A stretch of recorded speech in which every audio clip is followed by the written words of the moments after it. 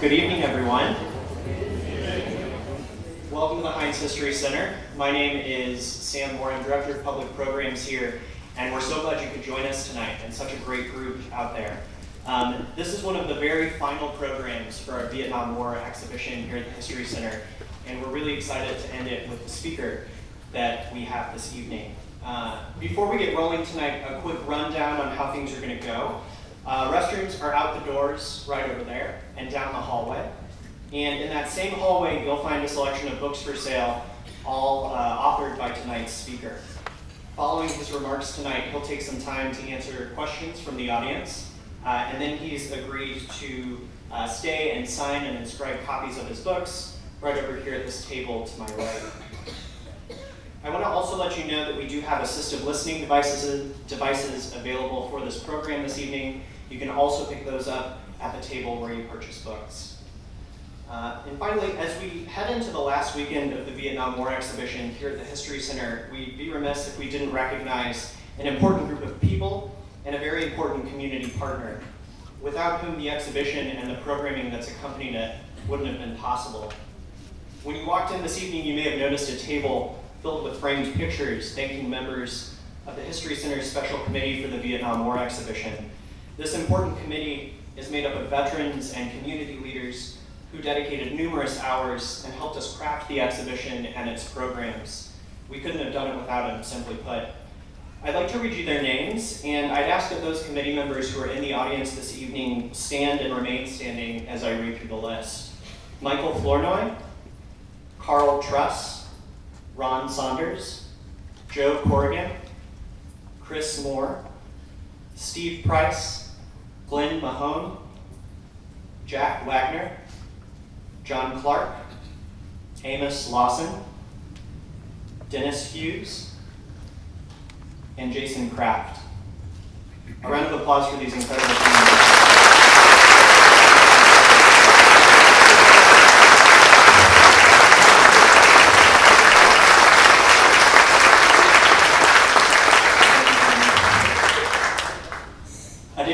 Additionally, all of us at the History Center want to extend our deepest appreciation to a very special organization that has assisted us in so many ways throughout this exhibition and its events.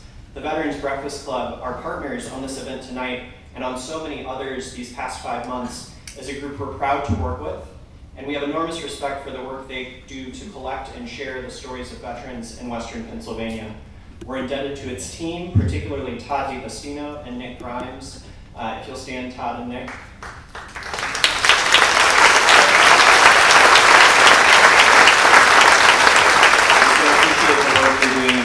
Every day. For all of the special committee members and the Veterans Breakfast Club team in attendance tonight, please join us on stage right after the program, and we're going to get a picture with our speaker this evening. So, with all that said, I am very pleased to introduce the History Center's fearless leader, its president and CEO, Dr. Andrew Masick, who will be introducing us to this evening's very special guest. Andy?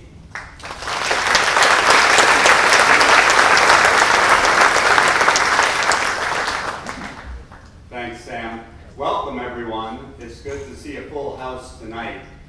This has really been an amazing story, the Vietnam War exhibition and the educational programs that have accompanied it. Most of you know that the Heinz History Center is Pittsburgh's oldest cultural institution and a proud affiliate of the Smithsonian Institution.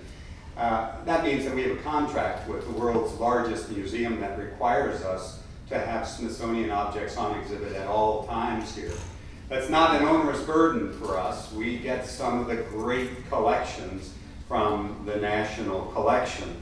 But this exhibit, we weren't entirely sure about. We worked with the New York Historical Society on it. They had just worked with Ken Burns to do that wonderful PBS special on the Vietnam War. And well, all of you in this audience, I can tell, I've talked to many of you, you know how gut-wrenching the Vietnam experience was for our country. For the soldiers and sailors and Marines and air crew who fought there in Southeast Asia, and for the people on the home front too, the families who were left behind. And so we weren't sure if anyone would come if we did an exhibition on the Vietnam War. Boy, were we wrong. People came in droves to see this exhibition. Mom, Dad, the kids, and the grandparents all came together to share their stories, to ask their questions, because there's a whole generation that wasn't born until after the Vietnam War. And they want to know, they need to know what the Vietnam War was about.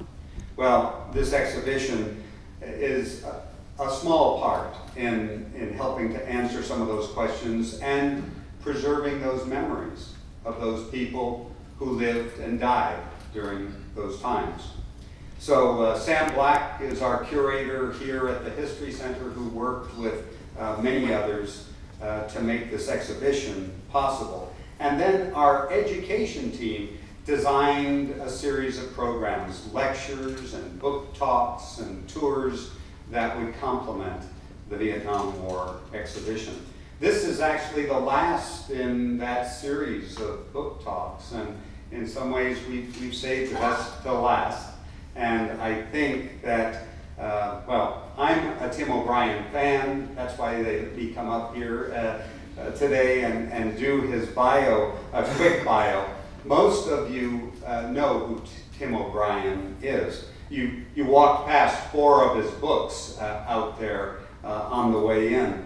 But, you know, he started out a kid in Minnesota. He went to Macalester College. In 1968, he graduated, and then in 1969 and 1970, he spent his life, nearly lost his life, with many other Americans in Vietnam. Well, he served as an infantryman in Vietnam, and then he pursued graduate studies. He studied government at Harvard University, and he worked as a national affairs reporter for the Washington Post from 1973 to 1974. Somehow during that time he found an opportunity. I don't know how he squeezed it in, shoehorned it in. He wrote a book, his memoirs about his Vietnam experience. It's the book with the best title ever for an American memoir. If I die in a combat zone, box me up and ship me home. That's the title. You can imagine what the rest is like, but maybe you can't imagine it. You ought to buy it and get Tim O'Brien to sign it for you. Other books that you may know Tim for is Going After Cacciato. It's a novel, it's a fictional work of fiction, and I should say that Tim O'Brien is famous worldwide for his blending of fiction and reality in a way that finds the truth. That's an amazing skill. That's a talent. That's an art. And Tim O'Brien has mastered it. He also wrote, of course, The Things They Carried, probably his best known work in 1990. In 1994, he wrote In the Lake of the Woods, a work of fiction, which received the James Fenimore Cooper Prize from the Society of American Historians. Of course, he was a finalist for the Pulitzer Prize and the National Book Critics Circle Award for The Things They Carried. The list of his awards are too long for me to recite. You may know his work from magazine articles that he's also famous for in the New Yorker, Esquire, Harper's, The Atlantic, and many others. The best short stories compendium include Tim O'Brien's work. And along with O. Henry Prize stories, you'll find Tim O'Brien's stories. Well, I'm not going to go on with a resume of Tim O'Brien, but he is a master storyteller. He believes in the power of the story. Storytelling, he says, is essential. It's an essential human activity. And the harder the situation, the more essential it is. Well, I can't imagine a harder situation than the Vietnam War. And he's going to tell you a little bit more about his creative process and his Vietnam War. I think that if you want to track him down today, you're going to find him in Texas. He does teach creative writing at Texas State University, San Marcos. You may have seen him or heard about him with the Ken Burns Vietnam War PBS series, but you have him in person tonight. So would you join with me in welcoming Tim O'Brien?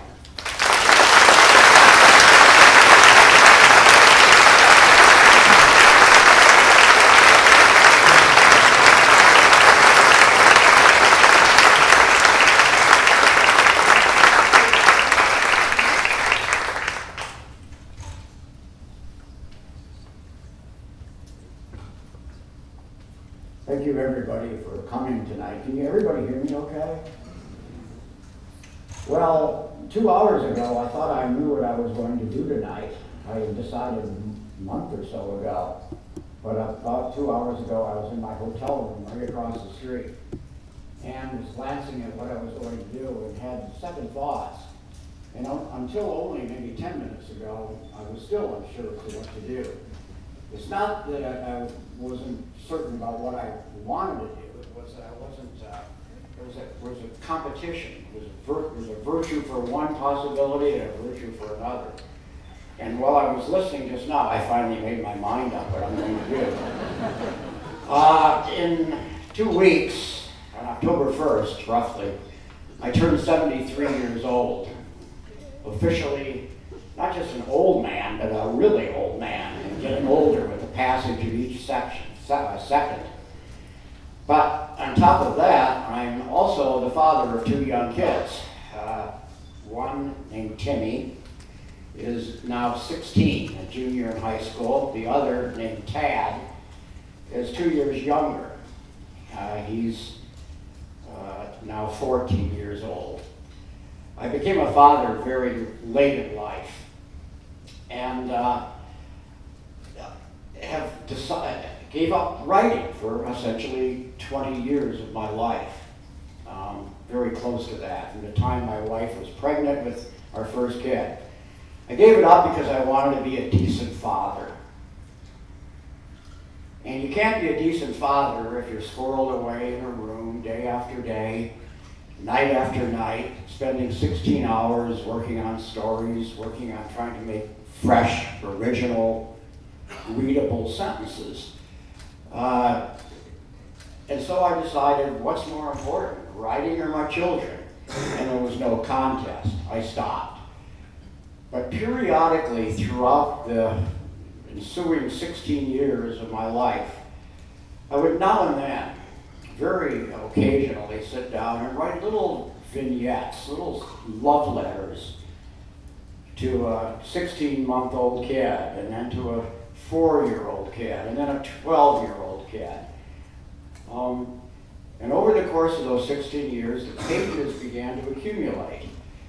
I told the kids in these letters I was writing to them stories about their father's life, which included stories about Vietnam, but included stories also about fatherhood, being a father, the surprises, the terrors of watching your kid nearly electrocute himself by trying to eat live electrical cords. The joys and surprises of being a father. I told the kids in some of these little vignette stories about my own dad, a terrible alcoholic, a man I barely knew, a man who was a mystery to me for his entire life, and who died a mystery to me. And I wanted to leave for my kids some sort of record of their father for the day when I will pass from the lives of my own children. At 73 years old, you feel the same squeeze of mortality that I felt as a 21-year-old soldier in Vietnam, where death seemed right around the corner, the next step, a landmine, the next instant, some gunfire coming out of the brush, and I'm gone forever. I feel it now again, all these 50 years later. And I wanted to leave what my father did not leave for me. Letters to my children about their lives and about my own. All cohering essentially around just a matter of love and what it entails, its dangers and its joys. What I want to, these letters and scribblings accumulated and became a book that will be published right near my birthday, my 73rd birthday, in a couple of weeks. It's called Dad's Maybe Book. And it's called Dad's Maybe Book because for a long time it was only maybe going to be a book. And I didn't conceive of it as a book. And at one point my younger son, Tad, said, "Are you ever going to finish this thing?" And I said, "I don't know, maybe." And he said, "Well, call it what it is. Title it a maybe book," which I've done. He then asked for an IOU for the title. He said, "I owe you money." He said, "Did they pay you for these things?" And I said, "Yeah."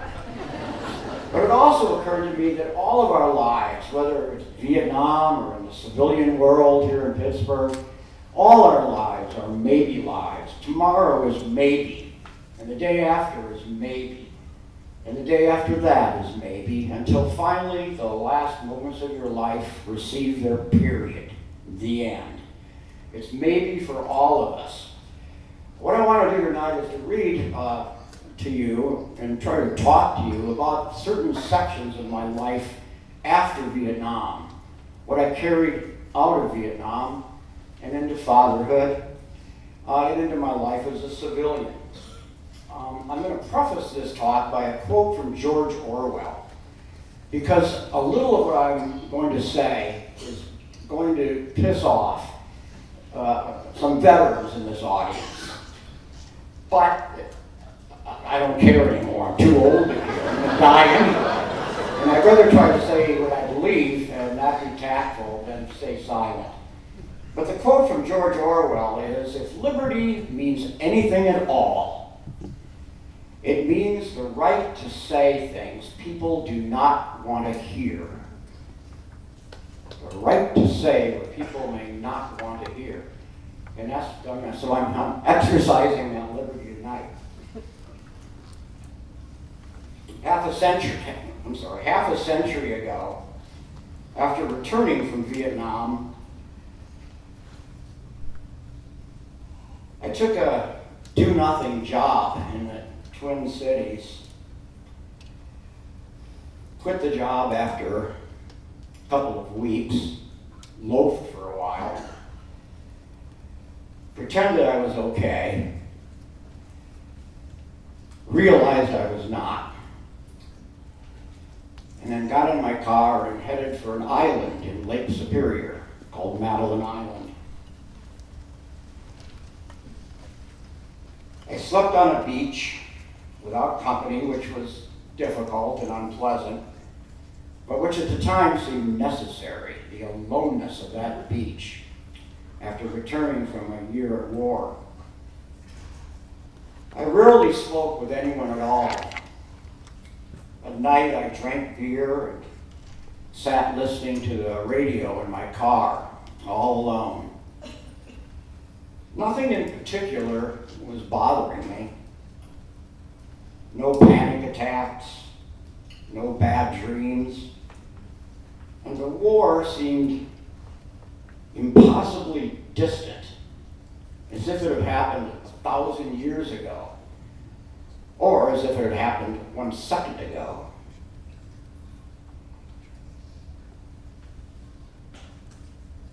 Very occasionally, a disagreeable image might come to me from Vietnam, but it was as if that image were the property of another human being, not my property, but the property of a television character or a movie character, but not my own. Just a few seconds of horror would flash through my head and then be replaced by that pretty beach in the middle of Lake Superior.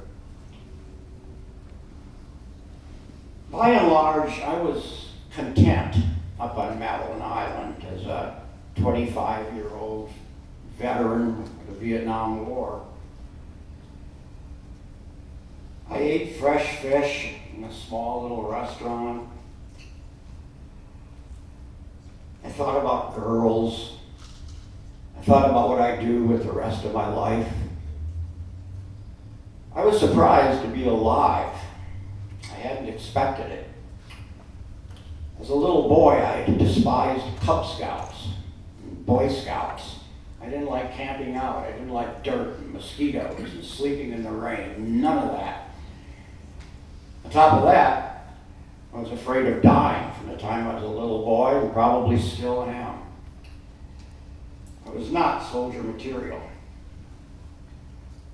At night, up in Madeline Island in the middle of Lake Superior, I would occasionally scoop out a narrow sleeping trench on the beach and get into the trench and climbing into a sleeping bag and fall asleep. Now, at age 72, I'm still scooping out a trench every single night. The trench is how I get by. It's how I've gotten by for decades. In my imagination, after the lights go out in my bedroom, I'll transform my bed into that shallow hole in the beach. Much like a foxhole in Vietnam, I'll pretend I'm in a foxhole. I'll position my pillow as like a sandbag. I'll put out the claymores and the trick flares, the machine gun emplacements. I'll walk the perimeter for a while, making sure that everyone's awake around me in my imagination. And through this means, I'll manage to fall asleep every night.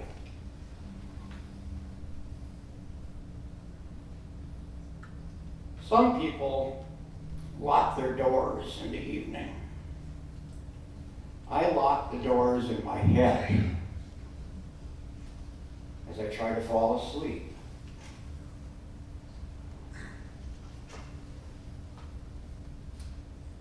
And there's a little space break here. Yesterday morning, my son Timmy asked what I was writing about. I told him I was writing about coming home from the war, the things I just told you. My son laughed, and he said, "Except you never came home."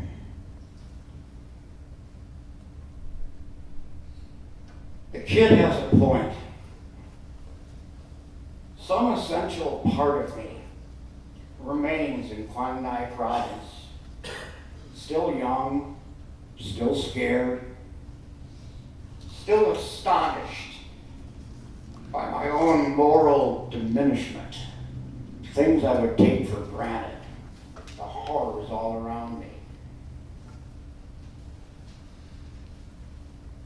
Among the strange and bitter ironies that have visited me over these 7 decades is the certainty that I will be remembered, if I remembered at all, as a war writer, despite my hatred for war, despite my ineptitude at war,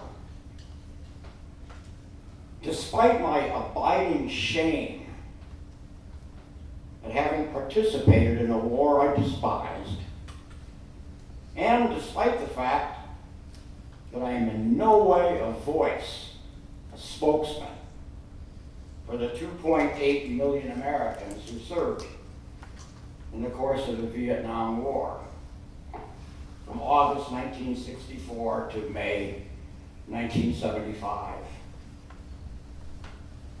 In the eyes of many Vietnam veterans, probably a majority, I'm an outlier, an outsider. I don't fit in, and I never did. As far as I can tell, the bulk of those who fought in Vietnam are proud of their service. I am not.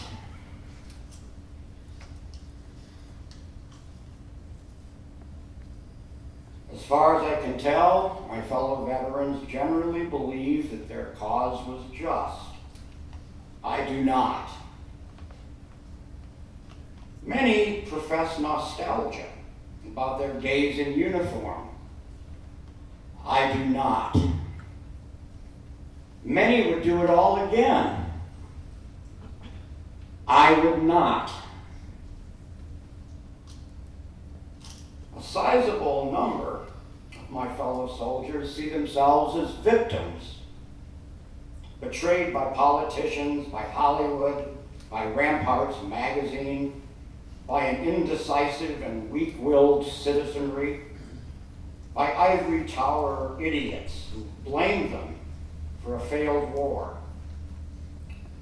I don't feel that way. I never did. I blame myself. Numerous Vietnam veterans, including many of my own former war buddies, claim to have been spat upon when they returned home from the war. I make no such claims. I was not spat upon. I changed into civilian clothes in the back of an airplane, put on a baseball cap, a sweater, blue jeans, and sneakers, and no one knew I was a veteran to speak at, to spit upon. A good number of my fellow veterans, probably most, view anti-war activity, past and present, as unpatriotic to the point of treasonous. I do not. Many believe the American war in Vietnam was not lost by the United States, but rather it was lost by leftist news organizations, by ungrateful protesters, by Jane Fonda and Jerry Rubin and Daniel Ellsberg, by intellectuals, by hippies, by Eugene McCarthy, by the South Vietnamese Army, by spineless bureaucrats, by Quakers and college professors and the NAACP, and draft card burners and the Chicago Seven, and flower children, and more or less the entire population of San Francisco in the year 1969. They lost the war. We didn't.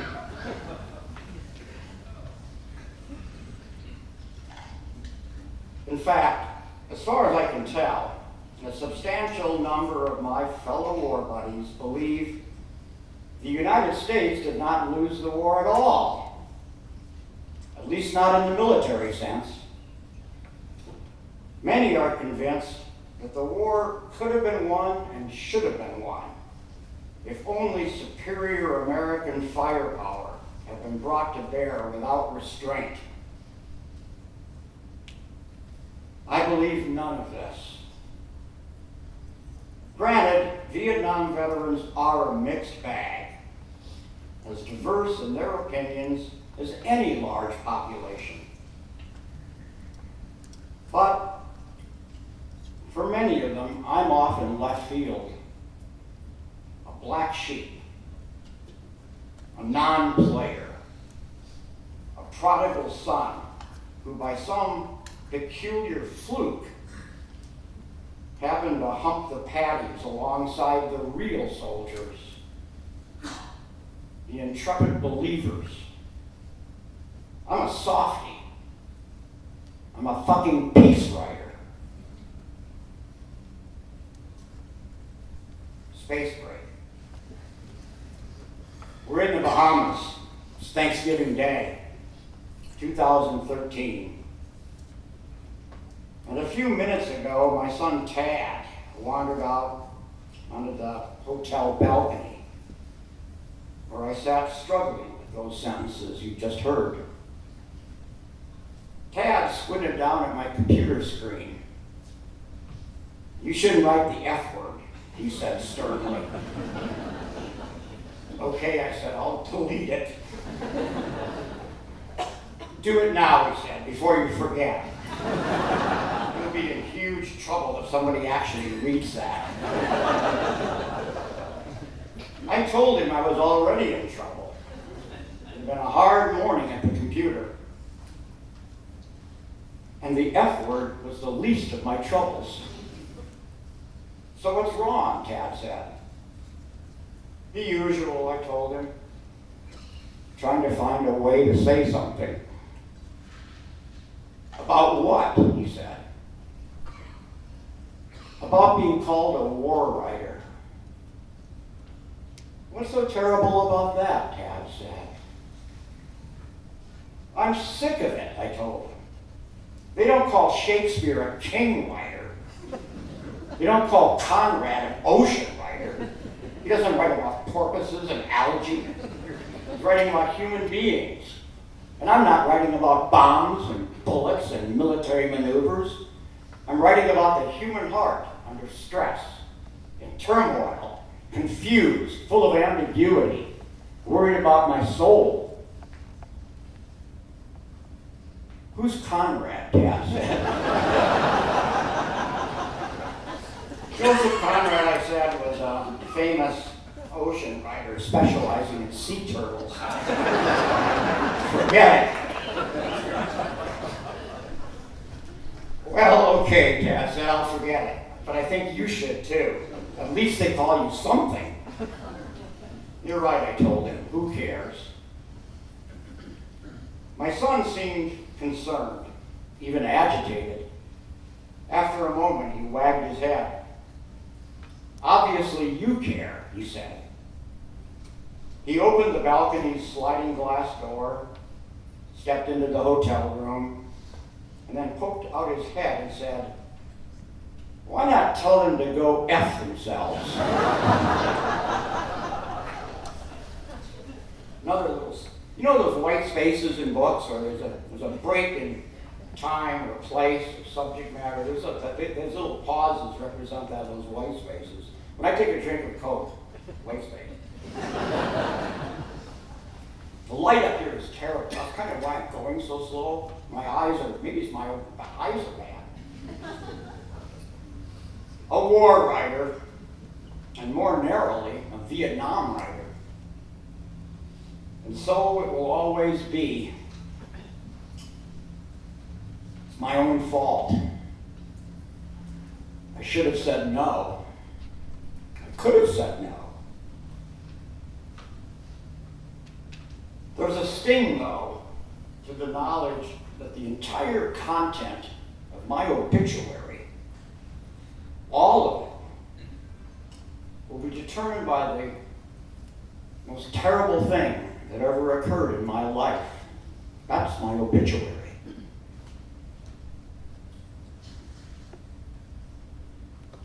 For the record, and for my sons, Timmy and Tad, I'll point out that only a minuscule fraction of my life today has anything at all to do with the Vietnam War.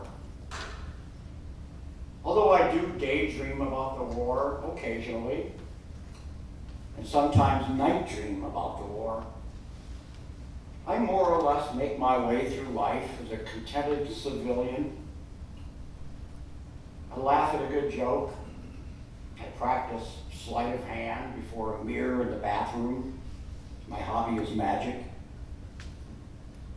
I'll settle in comfortably at a blackjack table, low stakes, and enjoy myself. I'll watch basketball and baseball. I'm lucky. My name is not emblazoned on a wall in Washington, D.C. I have both legs, both arms. My mother did not open the door to an army chaplain. Over the years, both Vietnam, the war, and Vietnam, the memory, have gone from solid to ineffable, from way too real to way too surreal, from up to up to your eyeballs horror to a kind of hazy uncertainty as to whether any of it had ever occurred. How did I, or anyone, not go insane in the midst of all that terror and all that death? Or did I go insane? Or is everybody else insane? Are we all insane? Do we go insane at the moment of birth, out of necessity, as our only means of continuing to move through a world that cannot be survived by any of us? We can't make it. And so we go to our bridge tournaments, to our cocktail parties, to talks like this one, ignoring what's been waiting for all of us down the pike, which a soldier learns early on in life, and we're all eventually going to learn. Lately, in my old age, I've been asking these kind of questions, not only about Vietnam, but about pretty much everything.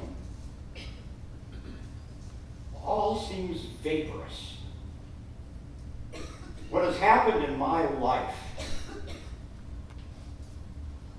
could not have happened. It couldn't be that I once killed people.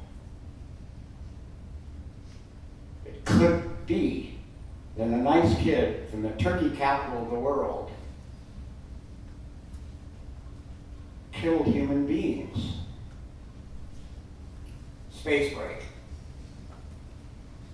4 months before he died, my father and I were seated on matching rocking chairs on a porch attached to his retirement home in San Antonio, Texas. We were sneaking cigarettes, trying to hide them from my mother and my sister. And at one point, I asked my dad about his medals from World War II, which had vanished from beneath his socks in a bedroom drawer. My dad looked at me and said, "What medals?" "The medals under your socks," I said. "They're gone now." "Medals," he said. "Was I in a war?" I assured him that he had been. Iwo Jima, Okinawa. It took a while. My dad was suffering from in and out senility, some days better than others. But after a minute or two, he chuckled and said, "Oh yeah, the Navy, you mean? But that was Willie O'Brien. Now I'm Bill O'Brien." "Good point," I said. 10 or 15 minutes later, after we moved on to other topics, my father suddenly snorted and said, "The Navy, you mean?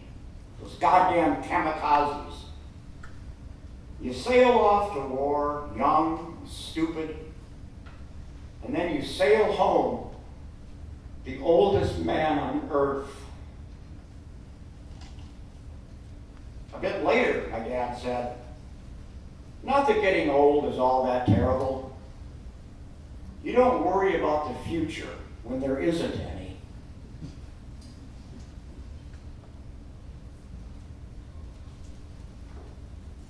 Space break.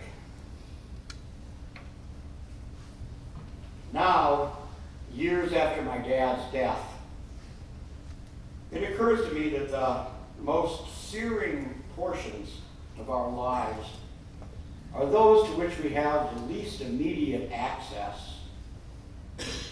Was I in a war? Said my father. And that question, in various shapes and formulations, swirls in my own head right now at 4:23 a.m. on January 31st, 2017, as I write these sentences. The very reality of reality makes reality feel tight-skinned and unreal. For instance, a hand grenade sails out of the dense brush of 50 years ago. It's real. It's a real grenade.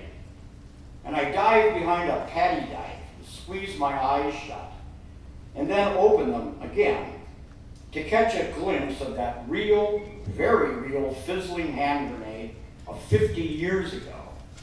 A homemade grenade. A red cylindrical can a little bigger than the smallest can of Heinz tomato paste.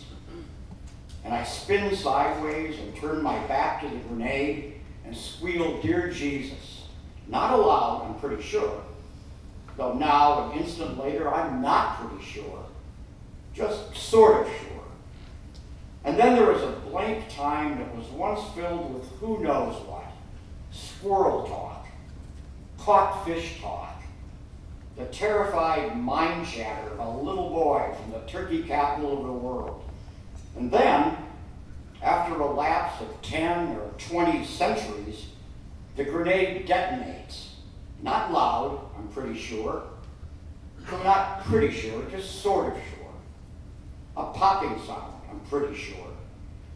And yet everything that is happening isn't happening because it absolutely and positively cannot be happening, not to me. The bee sting sensation in my left hand. A kid named Clausen holding his stomach. Somebody shouting, but not shouting words, shouting lizard shouts. Another bee sting. And all around me and above me there are the unzipping sounds of eternity passing by. These are bullets, I'm pretty sure. And then, 50 years later, at 5:08 a.m., on January 31st, 2017, I light a cigarette and take a breath and stare at this paragraph and think, Christ, was I in a war? In a recent email, one of my old war buddies, Bob Wolf, helped me realize that I'm not alone in this dreamscape of endless seemingness, endless uncertainty, and endless maybes. I lost my own history, Buddy Wolf wrote to me. I spent a year in the Republic of South Vietnam, and I came away with a chest full of medals, but no memories.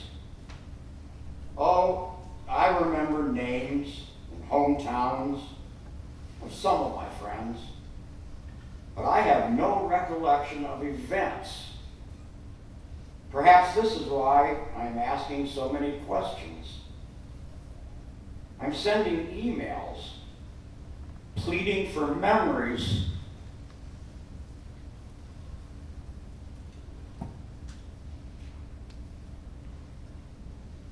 And so, Timmy and Tad, this is what your dad sometimes thinks about when he goes quiet and seems to be drifting away from you. Not war exactly. In fact, maybe not war at all. I guess it's old age. Each night, as I slip into my make-believe sleeping trench, I'm also slipping back to my own childhood, to my father, to those days singing "Row, row, row your boat," to you, Timmy and Tad. Just drifting, merrily, merrily drifting. And on those occasions, Vietnam, and my life itself, seemed but a dream. Okay, I'm going to just do one little short other section and then do questions. This was written, as you can tell, in about 2017, 2 years ago, when I knew this was probably going to be a book. The little section, which will take me 4 minutes to finish up with, was written when my son, it was written in 2004, when my older son was 16 months old. And it was the beginning of what became now a book in my hands. A letter to my son. Dear Timmy, a little more than a year ago, on June 20th, 2003, you dropped into the world.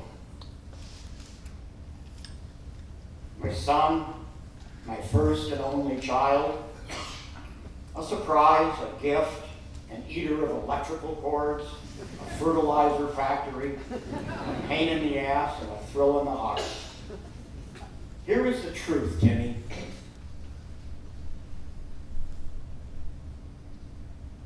Boy, oh boy, do I love you. And boy, do I wish I could spend the next 60, 70 years with my lips to your cheek, my eyes warming in yours. But as you wobble now into your 16th month, it occurs to me that you may never really know your dad. The actuarial stuff looks grim. Even now, I'm what they call an older father.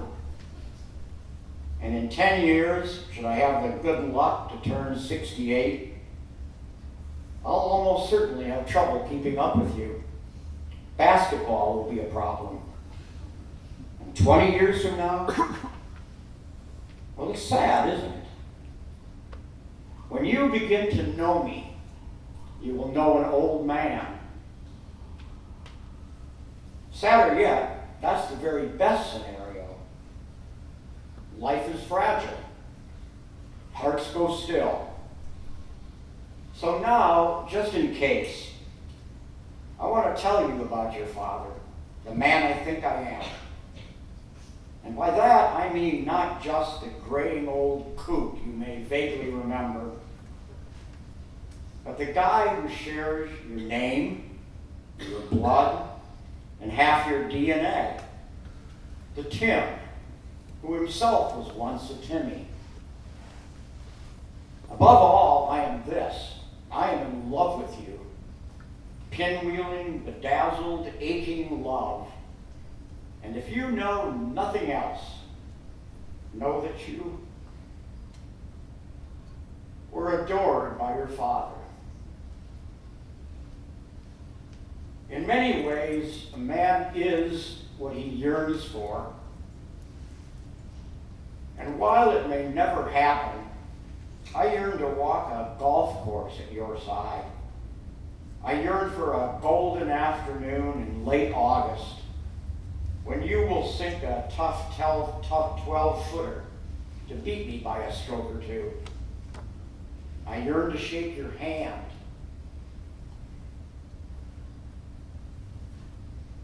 I yearn to say, 9 more holes. I yearn to tell you, Timmy, man to man, about my time as a soldier in a faraway war. I want to tell you what I saw, what I did. And I yearn to hear you say, it's okay, Dad. All that's over. So many other things, too. Right now, as I watch you sleep, I imagine scattering good books around the house, in the bathrooms, on the kitchen counters, on the floor beside your bed. And I imagine being there to see you pick one up and turn that first precious page. I yearn to see the rapture on your face. Right now you eat books. I yearn to learn from you. I want to be your teacher, yes, but I also want to be your student. I want to be taught again and again what I've already started to learn, that a grown man can find pleasure in the sound of a happy squeal, in the miraculous sound of approaching feet. I yearn to watch you perform simple acts of kindness and generosity. I yearn to witness your first act of moral courage. I yearn to hear you mutter, however awkwardly, yeah, Dad, I love you too. And I yearn to believe you will mean it. Timmy, it's hard to accept as I watch you now, so lighthearted and purely good, so ignorant of gravestones. But you are in for a world of hurt and heartache and sin and doubt and frustration and despair. Which is to say, you are in for being human. You will do fine things, I know, but you will also do bad things, because you are wholly human. And I wish I could be there, always, to offer forgiveness. More than that, I yearn for the day when you might also forgive me. I waited too long, Timmy.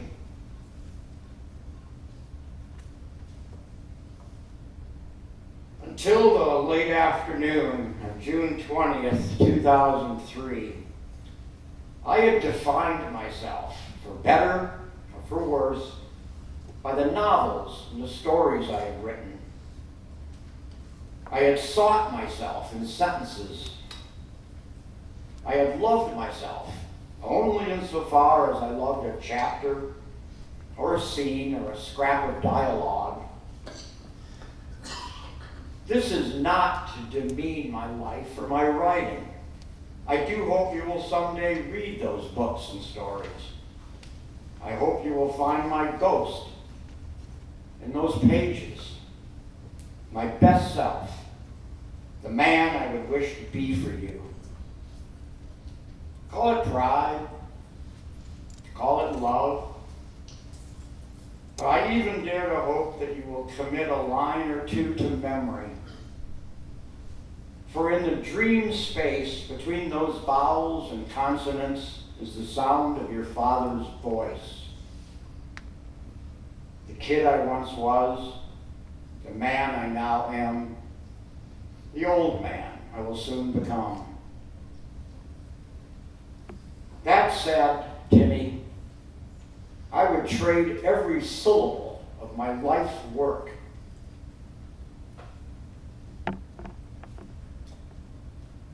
for an extra 5 or 6 years with you, whatever the going rate might be.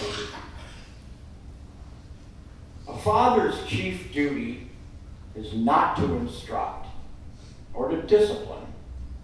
A father's chief duty is to be present. And I yearn to be present with you, forever, always present, even knowing it cannot and it will not happen.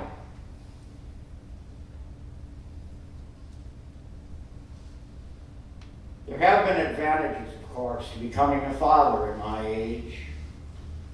I doubt that at 28 or 38 or even 48, I would have fully appreciated, as I do now, the way you toddled over to me this morning.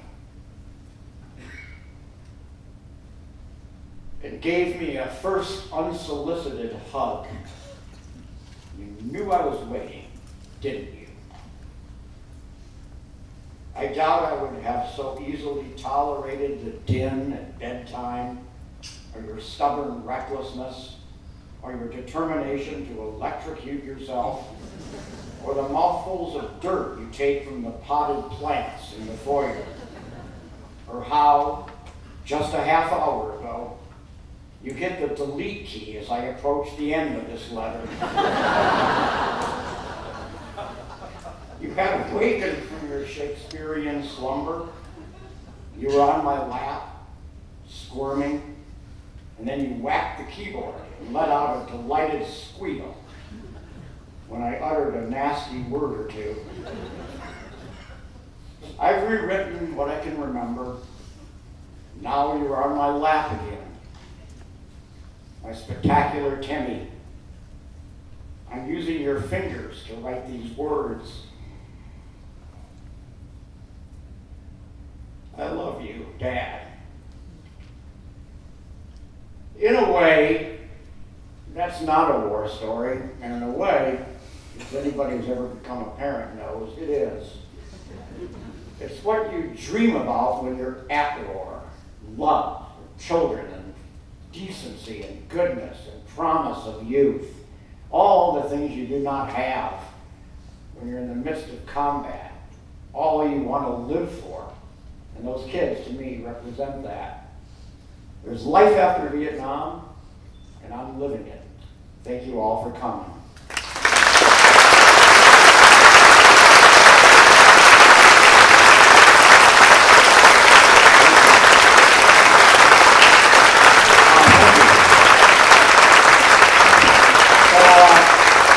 A couple of things, some questions now. I'm deaf. And my hearing aids broke about a week ago, and I had time to fix them. So Nick, a friend of mine here in Pittsburgh, I met last time I was here, is going to be my translator. So a microphone will go around, and maybe I'll hear your question, in which case I won't need you, but I probably will. So we've got 2 mics here tonight. Raise hands. We'll get to as many as we can in the time that we have.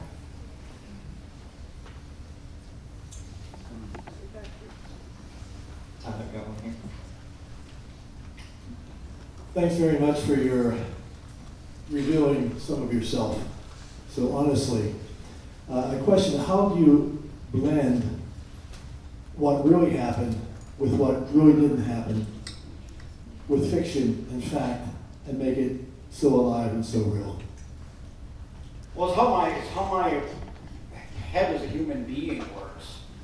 When I think about yesterday, real things, a plane ride coming from Austin, Texas to Pittsburgh, there was a real world I lived in, but how much do I actually remember? Or better yet, how much do you remember of yesterday? That's just yesterday. Every scrap of dialogue you uttered or listened to, every conversation, every thought you had, very little remains of yesterday for any of us, just vague impression. What about 2 weeks ago? Or what about March 12th, 2002? What do you remember about that? Or what about 1990? Anything in the whole year you remember? You see what I'm saying? There's the time effaces memory. We do have memories, little snapshots for me of childhood, and Vietnam, marriage, birth of my children. But I think we erase our lives as we live them. Memory speaks, yes, but it stutters. It speaks in ellipses, leaves vast gaps, even about yesterday. We don't remember trips to the Safeway, whether you bought a head of lettuce that day, or how many heads you bought. You don't remember what you thought about on the drive to the Safeway. In fact, you don't even remember the drive at all. We all do this. And so when it goes to recounting a war, for example, writing a novel, I can't rely on memory alone. Things come out of sequence. I lost sense of chronology even right after a battle had happened. Who died first? Who died next? Where was the enemy exactly? A lot of it, of memory, is simply we pretend we know, but we don't. If a guy is facing that way in a battle and another guy is facing that way, and they go to talk about it later, you're talking about 2 different battles. They saw totally different things. Some may have seen gunfire, some may have seen muzzle flashes, others did not.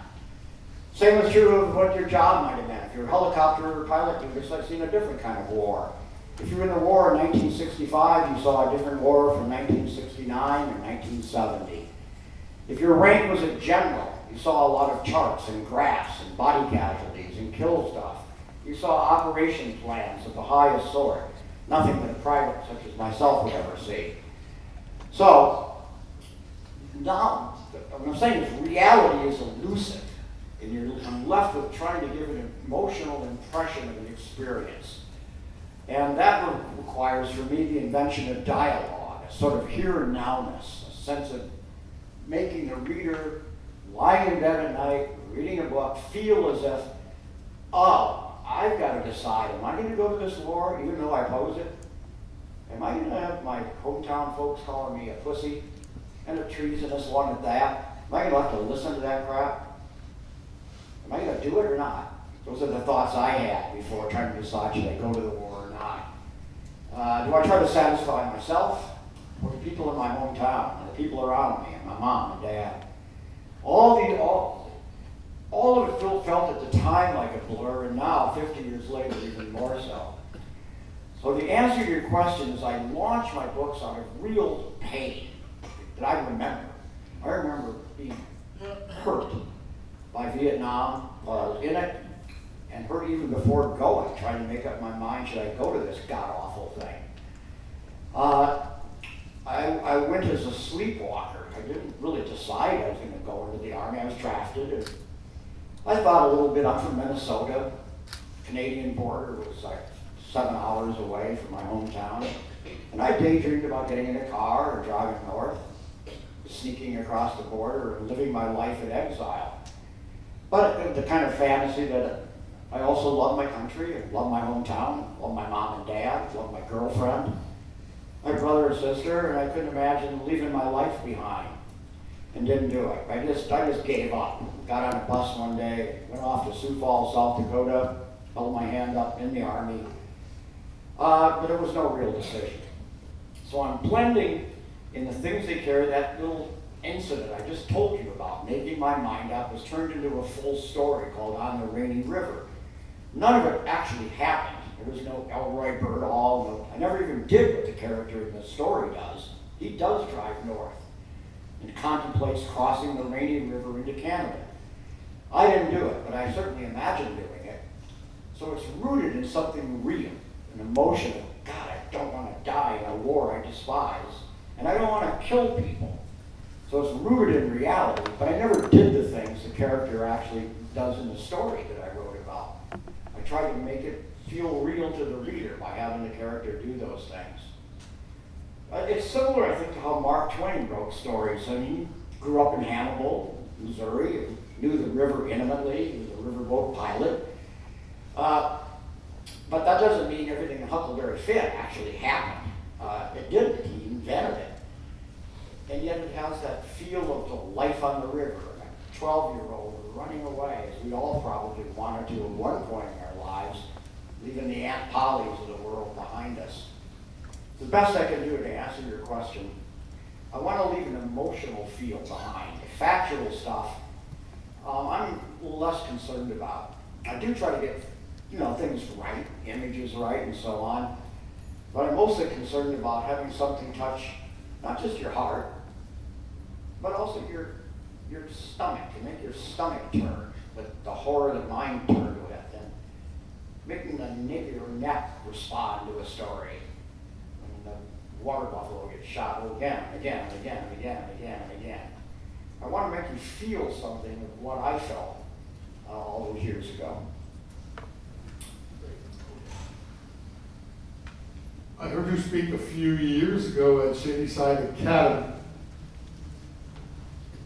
Yes? You, I think you said something to the line of, if you read a war story that makes sense, it's not a very good war story. Did you say something? Pretty close. Okay. Yeah, it sounds like something I would say. It's, there are combat veterans in this room. I've met some of you, not just on this trip, but other trips. In fact, a lot of you. And I think the combat veterans in here know what that means, that there's a surreal seemingness to when things are happening around you. You know they're happening, you know they're real on one level, but your mind is saying, can't be real, this can't be happening, this can't be. It feels like you're living in the middle of a daydream, half awake, half asleep. But there's a sense of supercharged emotional adrenaline, endorphins going in your body, where death is imminent. It's right, you're going to die, or so you think. It feels like the world's exploding all around you. And it's the extremis of last minutes that we all are going to face at some point in our lives, probably, unless we're doped up too much, that you feel as a young man at age 21, 22, 23, 24, 25, and you feel it repetitively. One day, then 3 days later, then 7 days later, then 1 day later, where it's happening over and over again, where it feels like the wolf is snapping at your jugular vein over and over and over again. It's a repetitive thing. And it doesn't have that sense of, it doesn't feel like the world, this is how the world was in my old life as a civilian and as a peace-loving college guy. And as a guy who liked going to the movies and doing ordinary stuff, bowling and golf. And suddenly the world is trying to kill you with every step you take. And you don't know quite why. I'm wearing a shirt right now, this white shirt, that I wear every time I give a talk. My wife bought it for me for Christmas a couple of years ago. She brought me 2 of them and lost one of them. And in the back of this thing, I wear it on purpose. There's a little tag in the back. You know what it says. It says, "Made in Vietnam." And I'm thinking as I wear this shirt, because 3 million dead people, at least double that number, 6 million mommies and daddies who lost a dead person. So what are we up to now? 9. And then what about the brothers and sisters and playmates and friends of the dead people? And we're not counting in the 300,000 missing Vietnamese, been missing for half a century. They're pretty dead. There's 300,000 more. You start adding the numbers up, but here I stand before you talking about Vietnam with a white shirt that says "Made in Vietnam." Do you see the irony in that? If all these people had to die, and we're such horrible enemies that we wanted to kill one another, what the hell am I doing walking around in a shirt my wife bought at J.C. Penney's for, $27 or whatever? Or another example, right now, high school kids are bicycling up and down Highway 1 in Vietnam. Your children or your grandchildren. This is a place where Highway 1 was like you had to be swept for mines every day when I was there. It's a place where you could die, and guys did die along sort of the major artery going north to south in Vietnam. I'm not even talking about the countryside, just that was a major highway. Business is booming. IBM is there. Hewlett Packard is there. I mean, all this big American business is there. Tourism is just burgeoned across all of Vietnam. There's a group here I met in Pittsburgh of vets who are going back to Vietnam, staying in really nice hotels, eating hamburgers, Oreo cookies. It's a different. But there are all these dead people underlying this, and it makes you wonder. Wars are usually defended as if we don't fight and kill people, catastrophe is going to ensue. That's why you do it. There'll be some America will lose all our liberties. America will be, its interests will be threatened. Well, here's a war we lost. It was lost. The enemy held the ground. The old Robert E. Lee definition of what victory and loss is. Communists took over, they run the government, still today, of course. We lost. So the catastrophe happened. And what was the consequence of the loss? Business booming, vacations over there, tourist center, white shirts at J.C. Penney's. It makes you wonder about the rectitude of wars. 454 million people have died over the course of world history, as far as the historians tell us, in warfare. And they died in wars that I've never heard of, and I doubt you have either. An Lushan Rebellion, 8 million dead. You ever heard of it? Paraguayan War, ever heard of it? 3 million dead. The list goes on and on, wars you haven't even heard of. And if you haven't heard of them, and we are the inheritors of history, and there's no sense of what the war was even for or about. It's forgotten. One wonders about all those dead people as a consequence, if they're not even remembered. I'm not a pacifist, but I'm damn close. There has to be an imminent, obvious, clear and present threat, and you shouldn't kill people. War is the wrong word. We ought to erase it from our dictionaries. We ought to replace it with killing people, including children. So every time we talk about the global war on terror, it should be called the global people killing, including children, on terror. It's a mouthful, but it's literally true. We're not killing muppets and goldfish and guppies, are we? We're killing people. And the literalists among us, the fundamentalists among us should be applauding like crazy. It's literal.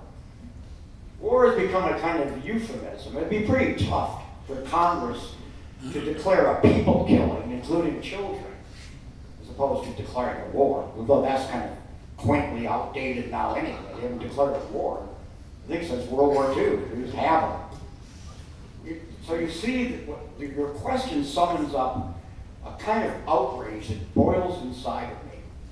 My older kid asked me, when I was writing this book, maybe 5 years ago, he would have been 9. He said, "Dad, are you a pacifist?" And I said, "Yeah, except if somebody were to threaten you." And he said, "Well, would you kill them?" And I said, "Well, first I probably would at least try to talk them out of it." But he said, "Timmy," he just kept pressing. So, "Well, yeah, but would you kill him if you had? What if you were really mean and evil and you're going to kill me?" And I said, "Yeah, probably I would." And he said to me, "What kind of pacifist is that?" And I said, "The father kind," which is the kind I am. This issue is sort of how, Michael Dukakis got in huge trouble. It wasn't on killing, it was on rape, I think. What would he, when he was running for president? Sort of something like this, where they trying to differentiate between the general and the particular. I think most veterans that is to say combat veterans who've actually been in it, will pretty much say kind of what I'm saying. They'll say it in different, maybe even more hawkish language, but they won't say killing is a great thing to do. Let's do some more of it. It's too nasty for that. Yes? I don't have a question. Is that a comment? You're gonna have to be much louder. I Is that can't. a comment? Thank you for helping bring the story of us Vietnam veterans. I've been waiting 51 years to bring, because a lot of kids, they don't have the faintest idea about Vietnam. I've been home 51 years. I speak to all employees to come to the VA every other Tuesday. When I ask them how many of y'all know the definition of Memorial Day or Veterans Day, I look around the room, only 2 of them can tell me. Memorial Day and Veterans Day is not about a barbecue or a day off. It's about the men and women that gave you the freedoms that you have. The reason why you're sitting in these chairs is because of veterans. And we have forgotten that. Please don't forget us veterans, because we deserve better. Veterans should be appreciated and respected each and every day.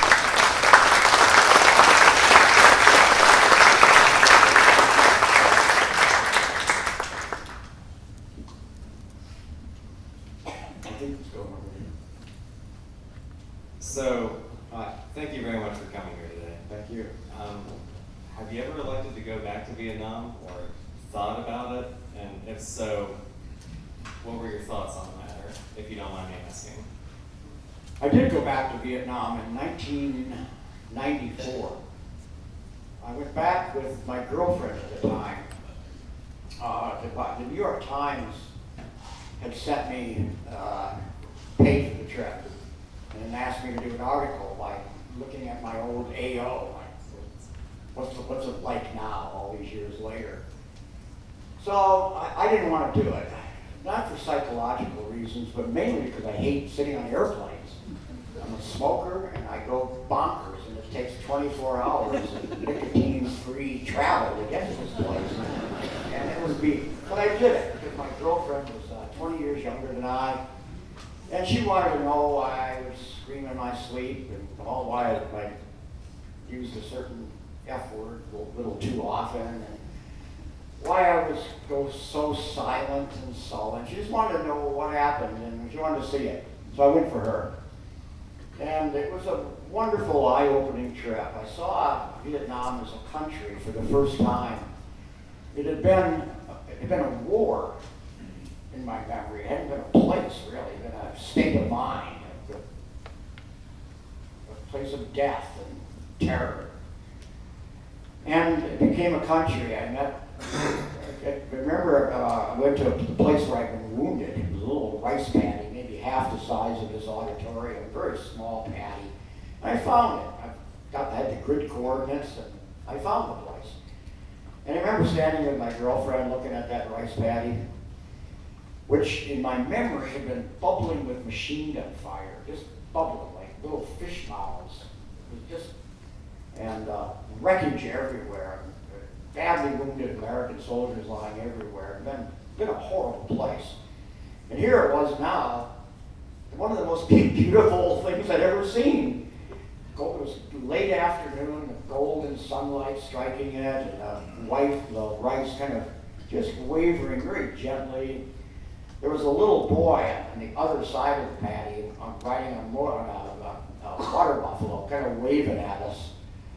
And the beauty of that place and the peacefulness of it hit me between the eyeballs. Well, now I have two memories. The bubbling machine gun fire paddy will always be there. It's not going to be eradicated, nor for any of us.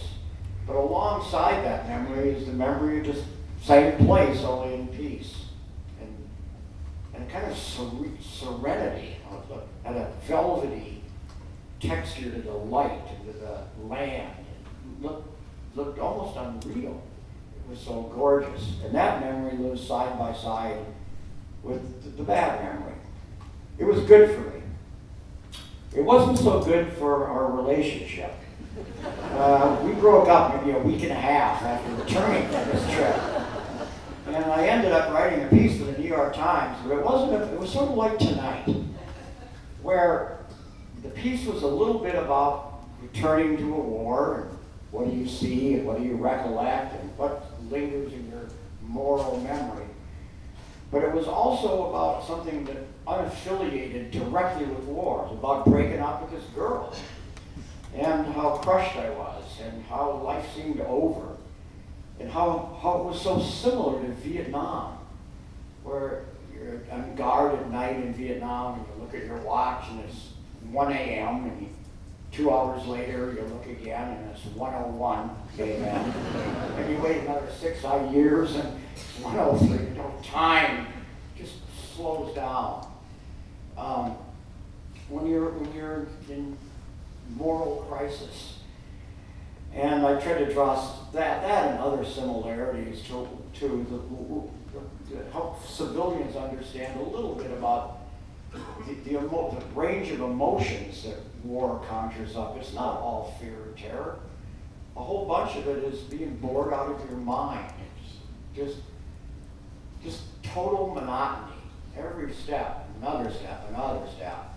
Slapping mosquitoes, the sun, the heat, the endless rice paddies, the jungles that are all the same. It has a monotonous feeling, and it's punctuated by the explosions of hell all around you, and then back to monotony. It's not all one thing, and I tried to draw some of those similarities to it. So yeah, I went back to Vietnam. It was good for me emotionally, and not so great for that relationship.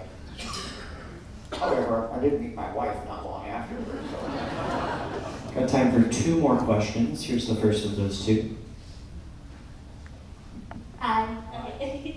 So, as you can assume, your book, the things they carry, are part of a lot of like high school and college curriculum. But at the same time, like my generation haven't really been a part of or have felt like the emotions that come along with war, so we can't really empathize like you guys can, like the older guys, sorry.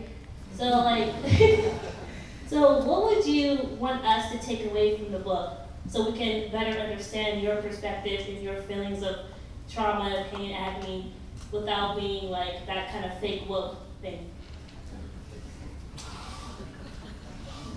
Yeah, questions like that, when you ask a writer to take away one thing, it's sort of like you feel like you're orphaning everything in your book except one thing.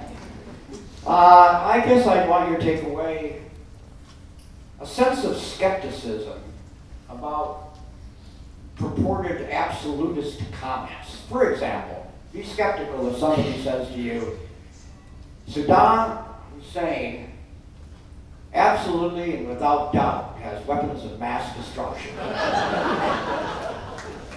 Be skeptical.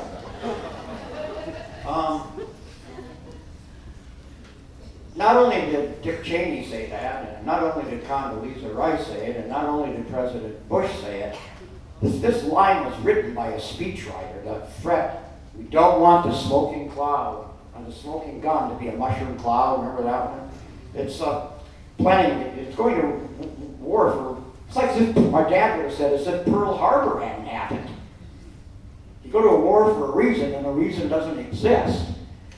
Well, I felt that way, that sort of undermining of realities, what George Orwell and many good writers have written about, this Alice in Wonderland feel of things are declared with absolute certainty to be true, that turn out to be untrue.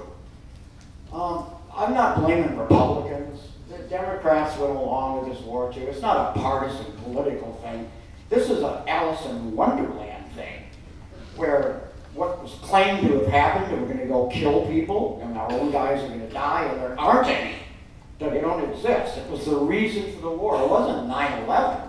We didn't attack the people who gave us 9/11. So it was skepticism that I would want you to. It doesn't mean disbelief. It means check it out. Be skeptical. Do a lot of reading. And listen to disparate sources. Don't tune in to just one news channel. Tune into a bunch of them. Read a bunch of newspapers. And try to, as much as you can, avoid the soul-killing, people-killing danger of absolutism. Absolutism kills people. The word maybe, or the words I think, or could be, they aren't evil words. You could say the word maybe. It's not going to kill any of us. It's what I try to teach my kids. I don't try to teach them lessons about politics, but I do try to teach them things about thinking and a certain amount of humility. Don't declare things to be absolutely true, because oftentimes they're not. They turn out to be less than absolute. They tend to be very infrequent. It was once absolutely true that the world was flat. It was once absolutely true that the Earth is at the center of our galaxy. It was absolute, and science showed us otherwise. Lots of things were taken as absolute that later didn't pan out so well. The difficulty with statements about war is that it ends up killing people. Flat Earths rarely do. I can't remember if that's question 2 or 1 or And at the back of the room on your right, one last question, a quick question and a quick answer. Hey, Tim, you talk a lot about vets. You were a vet. I'm a vet too, but I'm not a vet of war. I'm a vet of the peace movement. And I got into the peace movement as a teenager because of some great teaching assistant at the University of Pittsburgh that made me start thinking. And I started reading, like you just advised young people here. And I learned that the people who were telling us we needed to have the war in Vietnam were lying. The United States wasn't part of this, or Vietnam wasn't part of the CEDAW Treaty. We didn't have any obligation to defend Vietnam. And Vietnam wasn't 2 countries. And we didn't have any obligation to defend South Vietnam from North Vietnam, et cetera, et cetera. And this kind of stuff is still going on today, like you talk about weapons of mass destruction or whatever. And the consequences is many people die and many people who love them, our lives are destroyed. So, and one of the reasons this all can happen is because the liars can get away with it because the public has very difficult time finding the truth. And that's what a lot I get from your message tonight.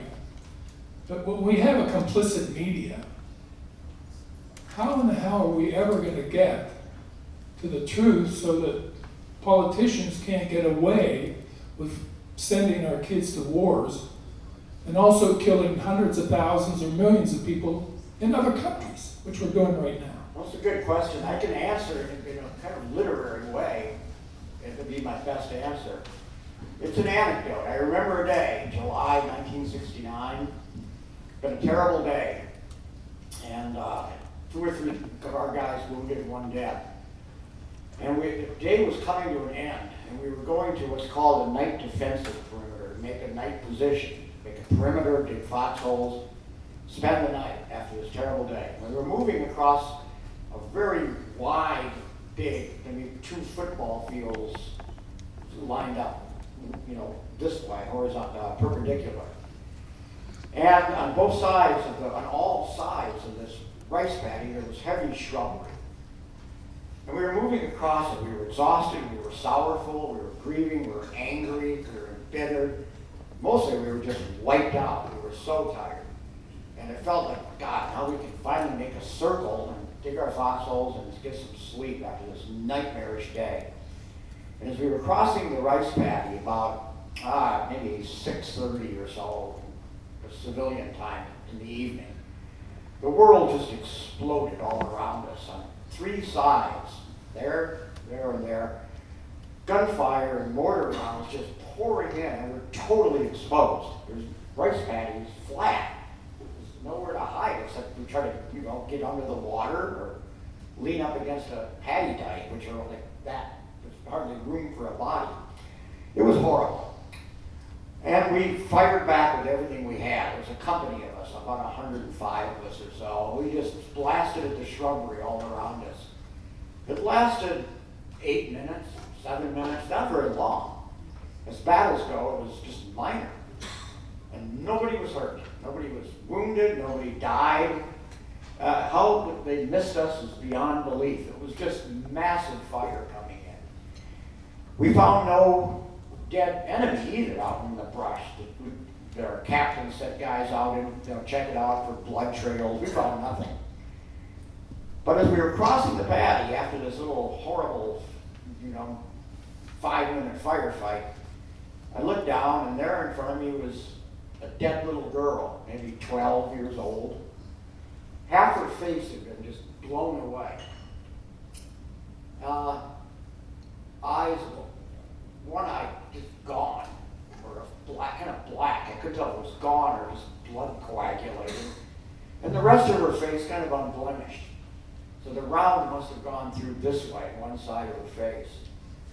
And I remember looking down at that little girl along with a buddy of mine who were a couple feet away. And we both were just gaping at the body. So here's 2 armies colliding, and the only casualty is a 12-year-old or 10-year-old little girl. And I said to my buddy, well, the world must be a better place.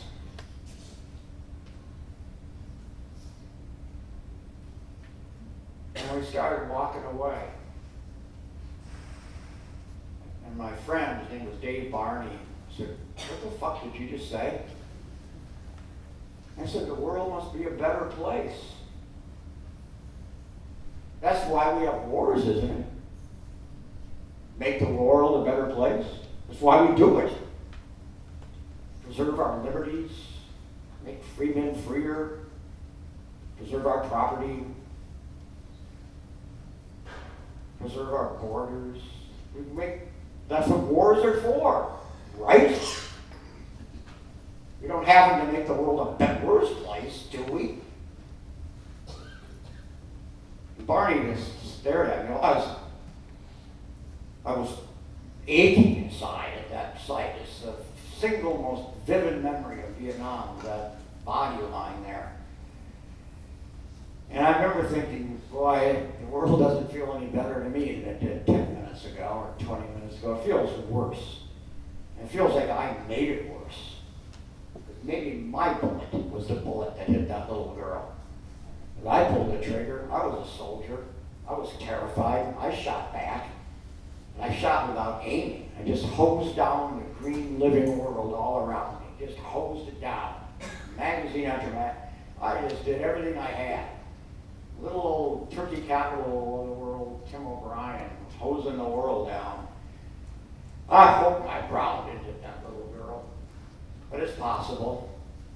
And I'll have to live with that forever. The recollections in the end are for me not political, they're not abstract, they're wholly personal. They're what I take to bed with me at night when I get into that trench and pretend maybe I'm secure and able to sleep.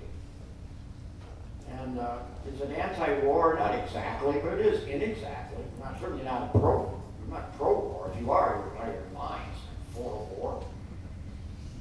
So, what a way to end tonight. That's kind of a sad little I do have one thing I want to say. This is my second trip to Pittsburgh in about a year, and I've really enjoyed people I've met here immensely. It's a great city. I wish I lived here. I don't. I live in the god-awful state of Texas. I want out of so badly. And I look around at your mountains here, and I meet the kind and generous and smart, good people I've met associated with this history center. We're lucky to have it, and you're lucky to be in Pittsburgh. Thank you very much.